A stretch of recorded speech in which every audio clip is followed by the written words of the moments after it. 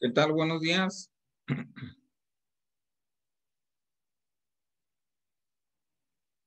Buenos días, maestro.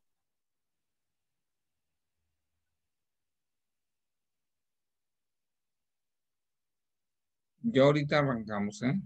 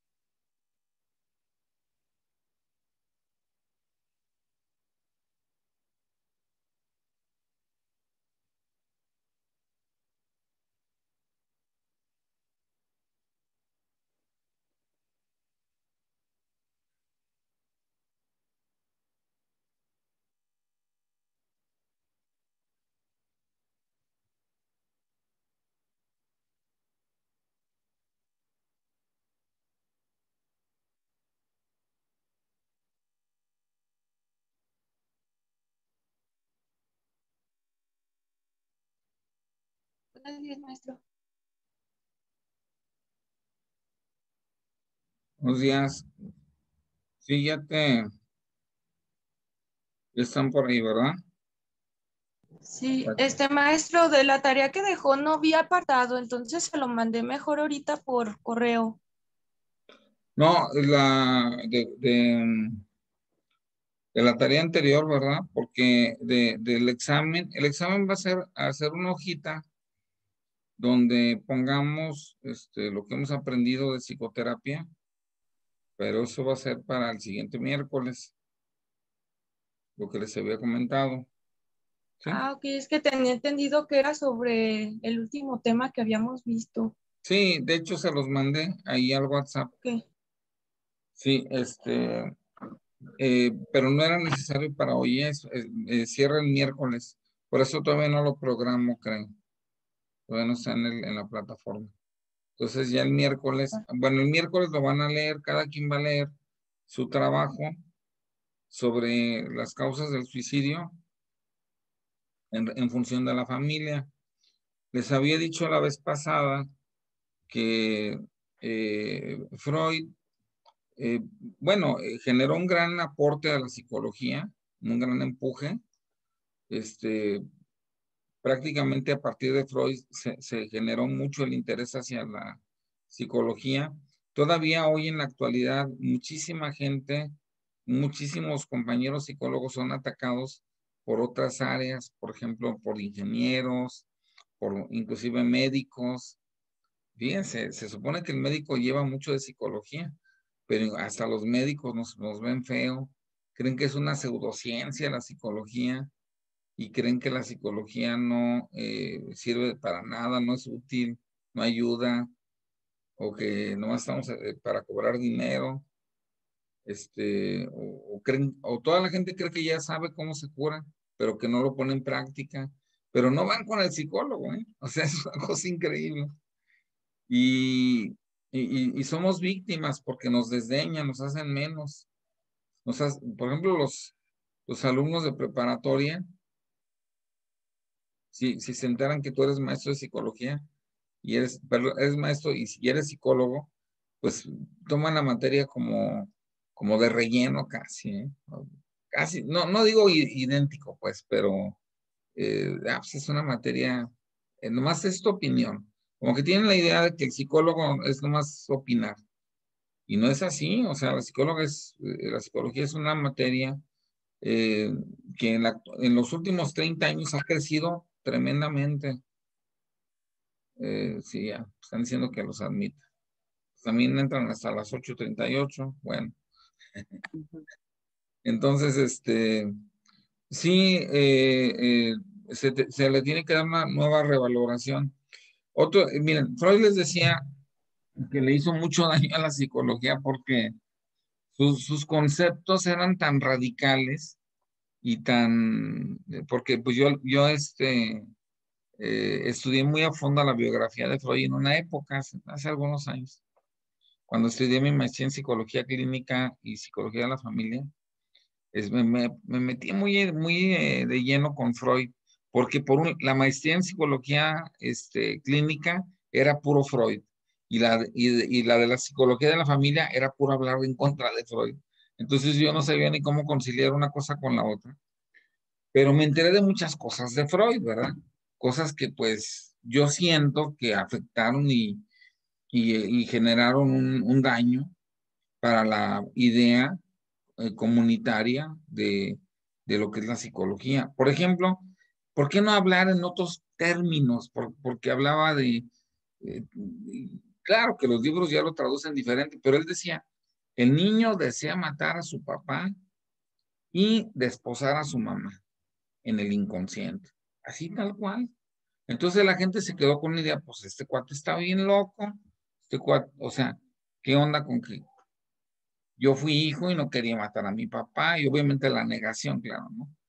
Entonces, bueno, Freud hizo mucho bien, escribió muchos libros, pero también su lenguaje fue demasiado sexista. De hecho, se le acusó de ser pansexualista. Y otro de los grandes problemas que generó Freud, no digo errores, digo, bueno, pues cada quien tiene su estilo, pero uno de los problemas que nos generó es el modelo clínico. El modelo clínico es muy diferente, se los digo yo que tengo la doble maestría, al modelo familiar. En el modelo familiar, la familia es un sistema que enferma a un individuo, o bien un individuo dentro de una familia con problemas se autoenferma, valga el término, para rescatar a la familia. Y Freud pensaba que el enfermo era el enfermo y punto. O sea, no tenía nada que ver la familia. ¿Quién es el que está enfermo en esta familia? Pues Luis Felipe. Tenme a Luis Felipe. Eso pensaba Freud. Pero las terapias más recientes han descubierto que es imposible que una persona se enferme sola. La enferma la familia, la presiona la familia, no la entiende la familia. O sea, ¿de dónde venimos los seres humanos? Pues de una familia, ¿no? Si viniéramos de la nada, de una cueva y y nos hiciéramos solos, pues sí, unos estarían locos y otros sanos, cuerdos, pero la familia es el factor principal de que la gente enferme, ¿sí? Porque la familia es un factor que produce daño en muchos sentidos, ¿no? Y lo sabemos nosotros, o sea, cada uno de ustedes, incluyéndome a mí, hemos tenido algún resentimiento, algún daño que nos hizo la familia, alguna idea que nos metió la familia errónea, que no nos está ayudando, que al contrario nos está perjudicando, ¿sí? Por ejemplo, en mi casa a mí me dijeron, mi mamá me dijo, usted nació hombre, eso significa que usted es dueño del mundo. Y yo, chirrión, pues ¿cómo que dueño del mundo? Sí, porque las mujeres no valemos nada. Esa era la percepción de mi mamá en ese entonces. Fíjense, ahorita la mujer pues está casi a la par del hombre. Digo casi porque todavía le falta un trecho por avanzar, ¿no? Por llegar a la igualdad, que el hombre trapee, que el hombre cambie pañales, que el hombre lave los platos, que el hombre sea aseado, y no tener una esclava ahí en la casa que le haga todo. Pues obviamente que eso no está bien, pues es inequitativo.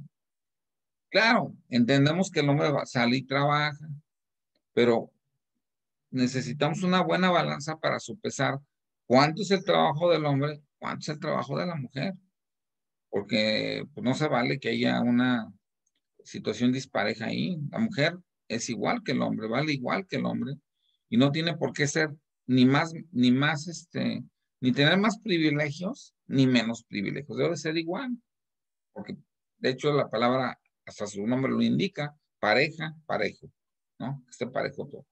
Pero fíjense esa idea que me metió mi mamá. Y yo salgo al mundo y digo, no, pues yo soy el dueño del mundo, me dijo mi mamá, y puras mentiras a la hora de la hora. Que quiero apoderarme del mundo, pues nadie me deja, porque hay más hombres, y los hombres no quieren soltar sus cotos de poder y de dominio y de todo ese rollo, ¿no? Ni algunas mujeres tampoco.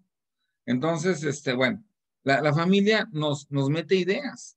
Esas ideas que nos mete la familia, esos como prejuicios o ideas preconcebidas o ideas de cómo debe de ser el mundo o la forma como interpretamos la realidad, todo eso es un daño en una buena medida que nos hizo la familia. En una buena medida también son esquemas para entender el mundo, claro. Puede ser un porcentaje de esquemas, un porcentaje de daño, pero también a veces pudo haber habido maltrato en la familia, a veces nos hicieron sentir muy culpables por cosas que a lo mejor eran cosas de niños y todo eso lo traemos cargando y nos enferma y seguimos enfermos de eso. Entonces, Freud ahí se equivocó, fíjense. No hay ningún psicólogo freudiano que reniegue de esto, aunque sea de hueso colorado. O sea, Freud dijo que el enfermo era porque su mente se había deformado y había ido caminando hacia la enfermedad, pero que la familia no tenía nada que ver. De hecho, se acusó a Freud, todavía vivía Freud, pues, el padre del psicoanálisis, de ocultar a propósito todos los casos de las familias multiconflictivas que enfermaban al individuo. Él trataba de usar el modelo médico. Si yo tengo, por ejemplo, una enfermedad como un cáncer, pues ¿qué tiene que ver mi familia con que me curen? Nada. Si yo tengo el cáncer, ¿para qué? ¿Tampoco le van a dar quimioterapia a mi mamá o a mi papá o a mi hermano? Pues no, ¿verdad? O a mi perro, pues menos. Pero si hablamos de enfermedad mental, obviamente que toda la familia está involucrada en mi enfermedad mental, porque yo estoy comunicándome con ellos están humillándome probablemente, me están haciendo sentir culpable, me están haciendo sentir mal, no tengo soporte, no tengo apoyo, son cosas muy importantes en una familia. Entonces, ahí Freud falló. En muchas cosas acertó, pero en ese punto en concreto falló. La familia es la que enferma. O sea, no puede haber un enfermo dentro de una familia sin que toda la familia esté enferma.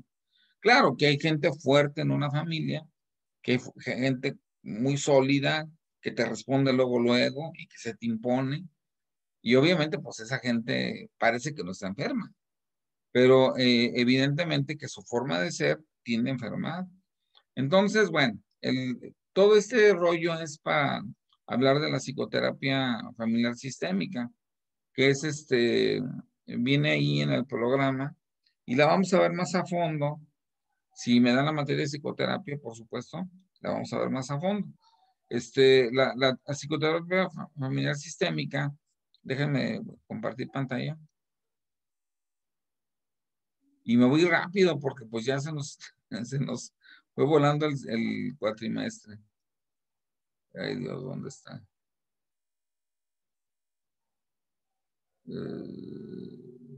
¿Es esta?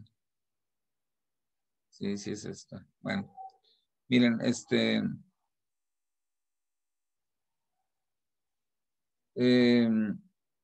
bueno, obviamente que lo más, miren, una familia pasa ya esto ya lo habíamos visto, una familia pasa por crisis, que son externas, que el papá pierde el trabajo, que por cierto es algo bien común, que, bueno, se acaba la fuente de ingresos, pero la crisis más fuerte que puede pasar una familia es que se suicide un miembro. O sea, se quedan marcada toda la familia por eso, ¿no? Y hay muchos factores que desencadenan la muerte, o sea, el que alguien decida suicidarse, ¿no? Por ejemplo, se sabe que la jubilación en Japón, se los había dicho, la gente que se jubila en Japón se siente inútil y si no la contratan, no la ponen a hacer algo, se suicida. Cuando se muere el viejito, pues se muere la viejita. Problemas laborales es una causa que también correlaciona con suicidio. Conflictos con un grupo de pares. Cuando la familia se está separando, eh, puede haber un fingimiento, porque no es lo mismo idea suicida que ideación suicida, son términos muy diferentes, apréndanselos. Idea suicida es que alguien piensa en suicidarse. Ideación suicida es que ya tiene el cinto, tiene el ropero de donde colgarse, tiene la silla. Eso es ideación suicida, que es muy difícil. ¿Sí se dan cuenta de la diferencia entre idea suicida e ideación suicida? ¿Sí? ¿Sí, sí cachan? Bien. Bueno, que hay otorgas, supongo que sí, ¿no?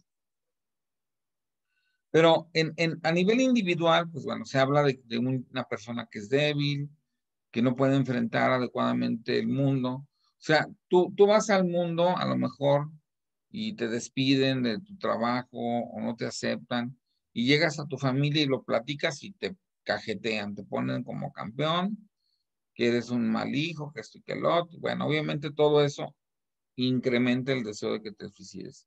Como diciendo aquí no encajo, ¿no? Crisis sin solución. Hay un equilibrio dentro de la familia que, que existe o preexiste, donde cada quien tiene un lugar o una jerarquía. Por ejemplo, vamos a suponer que ahí manda la mamá en esa familia. O sea, el papá tiene una jerarquía menor, se queda callado siempre, la mamá decide en todo, pero a veces el papá da su opinión y la mamá no lo contradice. O bien lo contradice. Entonces, de cualquier manera, la que manda es la mamá.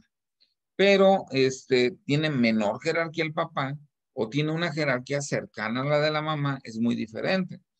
Entonces, ¿qué pasa con los hijos? Los hijos pueden tener una jerarquía, puede haber un hijo muy, muy fuerte de carácter y un hijo muy débil. El hijo débil de carácter, ese es el que tiende a suicidarse, porque cuando hay una crisis, casi todo recae en él.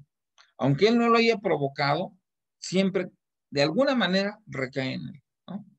Entonces, cuando se rompe ese equilibrio, cuando no hay a quien echarle la culpa, porque ocurrió un caso muy curioso aquí en Guanajuato, que me platicó una terapeuta familiar. Hubo el caso de una familia, ahí les va el dato, y está pero bien interesante. La mamá, el papá muere de una enfermedad venérea, estamos hablando de los años 50, 60, y tenía 7 hijos. Entonces la mamá, ¿cómo educa a los hijos? Pues con una tremenda represión a la sexualidad. ¿Por qué? Porque ella dice, pues mi marido se murió, viajaba el marido. Entonces en una de esas, pues se fue con alguna chica, o quién sabe si un chico, y le pegó una enfermedad venérea y obviamente duró 3, 4 años hasta que se murió. En ese entonces lo que era muy común era la sífilis. No siempre se curaban todas, a pesar de la penicilina. Sobre todo estaban avanzadas. Entonces, reprimió tanto a los hijos que de 7 hijos, solamente 3 lograron casarse y uno de ellos porque huyó de la casa. Entonces, los otros 4 se quedaron a vivir con la mamá. De esos 4 que se quedaron a vivir con la mamá, que nunca se casaron ni tenían pretensiones de casarse, y estaban viejos, tenían 40, 45 años, casi 50, y no, pues ni para cuándo se casaran. A uno siempre le echaban la culpa de todo. Tú no fuiste por las tortillas, tú no nos trajiste la comida. Entonces ese individuo al que se le echaba la culpa de todo, empezó a enloquecer, empezó a volverse violento, a romper cristales, a romper la casa, a pelearse con los hermanos. Entonces, definitivamente en ese entonces, estoy hablando de los años 70, todavía se permitía la lobotomía, que era abrirles una parte del cerebro para que no fueran agresivos. Una parte se metía una especie de bisturí por una parte del ojo y se cortaba la banda de Broca, que es la que produce el enojo. Entonces se quedó como Lelito, ese miembro de la familia que era tremendamente agresivo y al que se le echaba siempre la culpa, fíjense. Pero ustedes dirán, pues ya se acabó el problema. Cuando ya le hicieron la lobotomía y lo regresaron a la casa y estaba nomás así parado viendo el sol o las nubes, léelo pues, o sea, totalmente ido. No, lo podías agredir y no te contestaba porque ya no tenía agresión. Este individuo, que parecería ser el problema de la familia, ¿qué creen que ocurrió? Tan solo unas cuantas semanas después.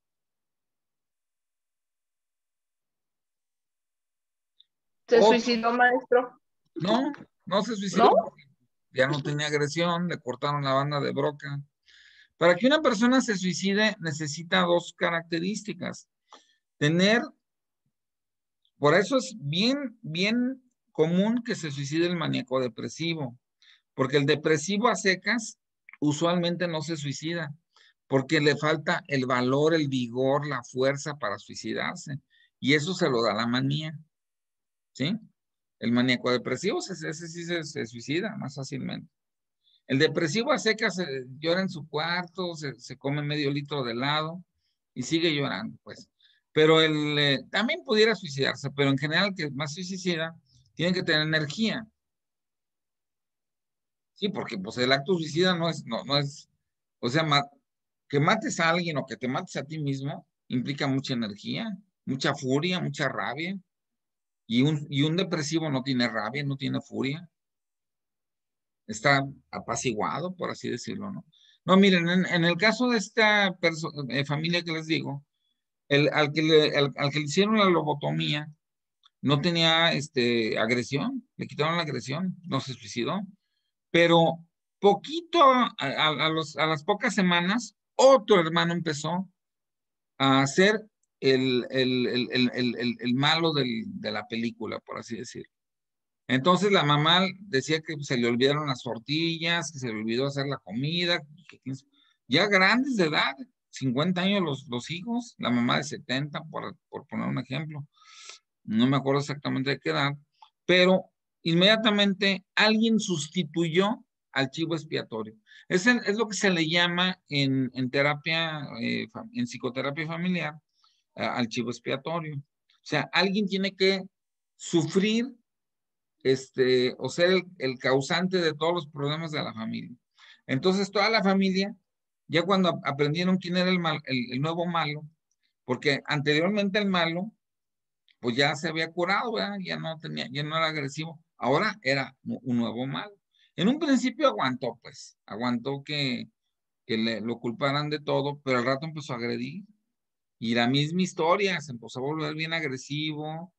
Entonces, es muy interesante este caso porque uno se puede dar cuenta de que la familia es la que enferma, la gente no se enferma sola, o sea, la familia te enferma cuando te culpa, cuando te daña, cuando no te da soportes, no te da apoyo, cuando no cumplen las funciones, y aparte, pues ya están muy grandecitos para vivir todavía con la mamá.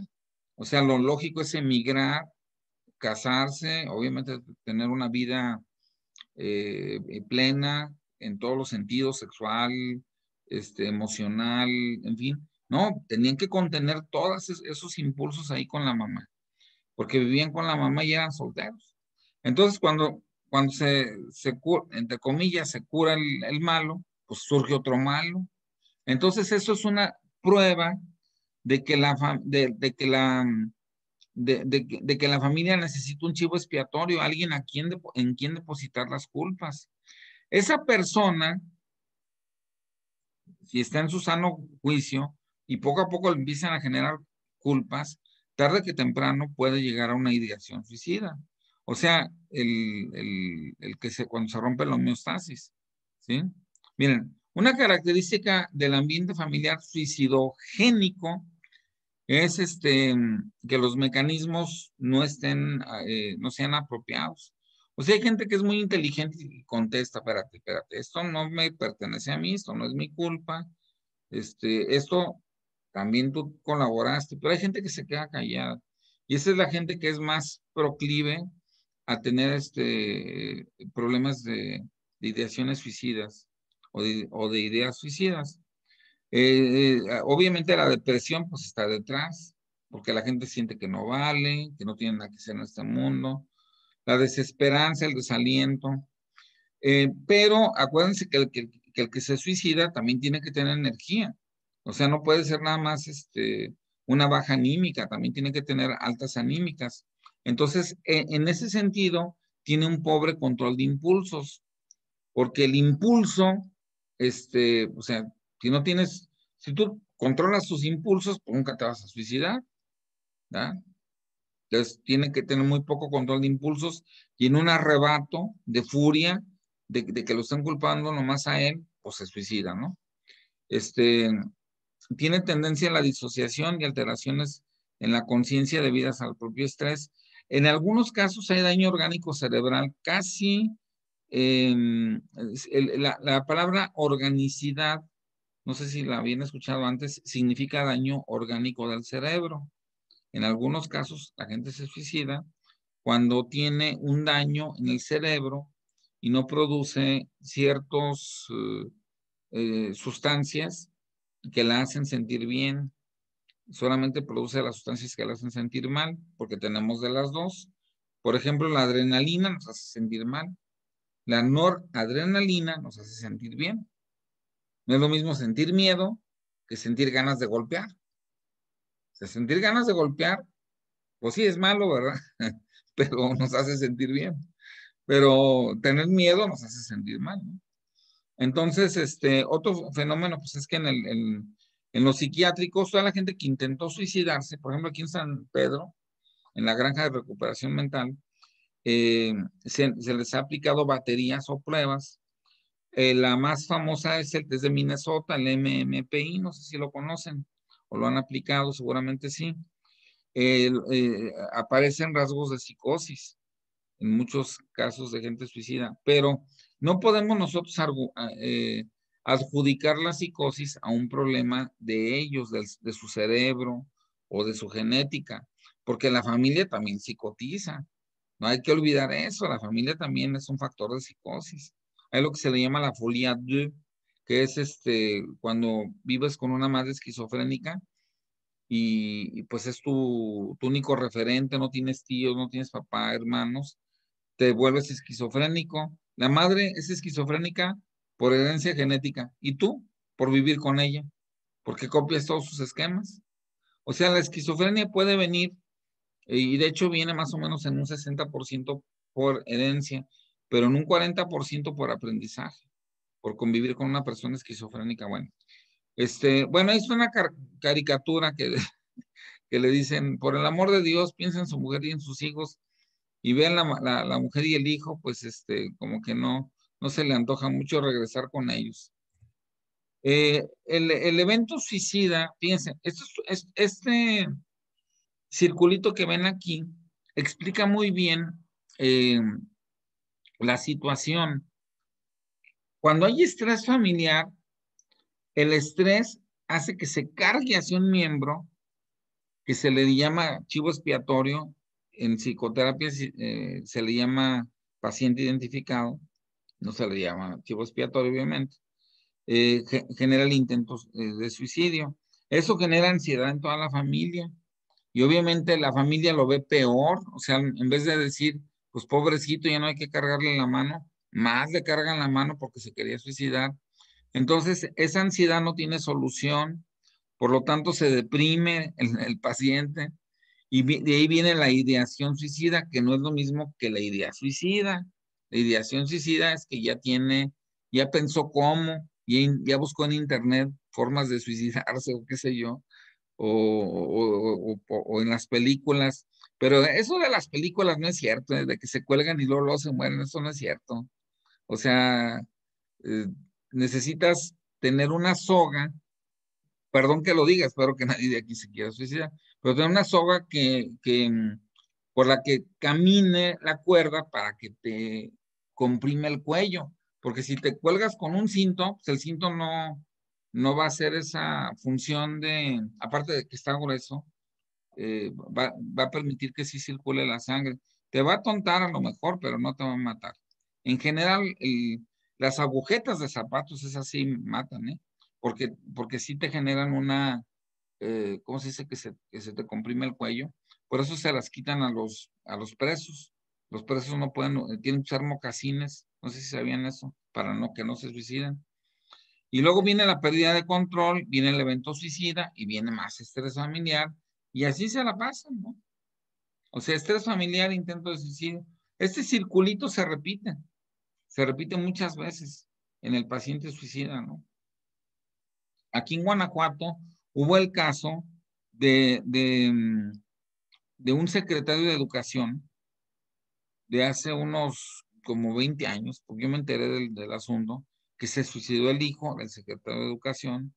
Le pusieron, ahora sí que un 4 en un examen, pero no sé cómo la prensa se enteró y ventiló. Pues imagínense, si no supo educar a su hijo, se sacó un 4, va a poder educar a los maestros, el secretario de Educación y a los alumnos. Entonces, le puso una súper regañiza el papá, que por sí no tenían buena relación, al hijo, y el hijo se suicidó. O sea, y bueno, el papá estaba que se lo llevaba la canción, porque evidentemente, pues él fue el causante de que se suicidara. O sea, en una familia tiene que tener, una de las principales funciones de la familia es apoyar a los miembros cuando sufren estrés. O sea, el estrés es el que detona, eh, no se sabe para dónde se carga la bolita, pero el estrés genera culpa, el estrés genera nerviosismo, genera que la vida no se disfrute. Por lo tanto, una familia que te protege del estrés, que se ríe contigo, no de ti, que se ríe contigo cuando estás pasando una sesión de estrés, pues obviamente es mucho mejor. Pero bueno, en este caso del que les digo que se suicidó, pues bueno, el papá, la mamá, eran gente muy dura, muy rígida, muy rigurosa. Querían hijos perfectos y miren en lo que acabaron, en que se suicidara el hijo. Entonces no hay que buscar hijos perfectos, yo digo que hay que buscar hijos que sean sanos, que se sientan apoyados y ya después se verá si logran destacar, mejorar, perfeccionarse. Pero ser perfectos y porque tú lo deseas, eso no se puede. Lo único que vas a hacer es hacer que tenga ideas suicidas, ¿no? Entonces, esta ruedita que están viendo aquí es muy común. O sea, el estrés familiar eh, hace que se distribuya la fuerza, o sea, porque nadie quiere cargar con el estrés, o sea, ese es otro detalle. Nadie quiere decir, yo soy el causante del estrés, el papá no lo va a decir, la mamá tampoco. Entonces tiene que haber un culpable en los hijos.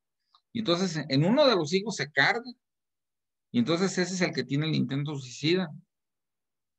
Cuando intenta suicidarse, que es muy diferente intentar suicidarse a la ideación suicida, viene la ansiedad, viene la falta de solución, viene la depresión y ahora sí viene la ideación suicida, que es usar un medio para quitarse la vida, se pierde el control, viene el evento suicida. Acuérdense, es muy importante, aquí en amarillo dice intento perdón, en